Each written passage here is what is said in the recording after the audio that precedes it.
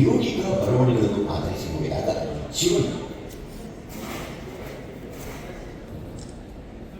ಮೊದಲು ಯೋಗಿ ಅಥವಾ ಆದಿಯೋಗಿ ಆಗಿದ್ದ, ತನ್ನ ಗಹನವಾದ ಜ್ಞಾನವನ್ನು ರೂಪ ನೀಡಿದ. ಅಂತರ ಅನೇಕ ಯೋಗ ಗುರುಗಳು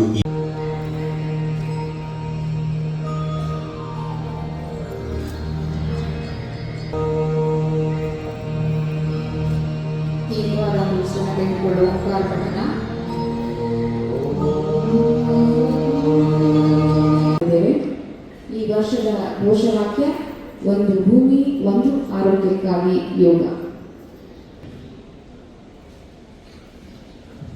ಈ ಒಂದು ಕಾರ್ಯಕ್ರಮ ಆದ ಮೇಲೆ ಕೆಲವೊಂದು ಸಾಂಸ್ಕೃತಿಕ ಕಾರ್ಯಕ್ರಮಗಳು ಇದೆ. ದಯವಿಟ್ಟು ಈ ಕಾರ್ಯಕ್ರಮ ಆದಮೇಲೆ ಯಾರು ಎದ್ದು ಹೋಗಬಾರ್ದು. ಈ ಒಂದು ಕಾರ್ಯಕ್ರಮವನ್ನು ನಿಮಗಾಗಿ ಕೊಡ್ತಾ ಇದ್ದಾರೆ.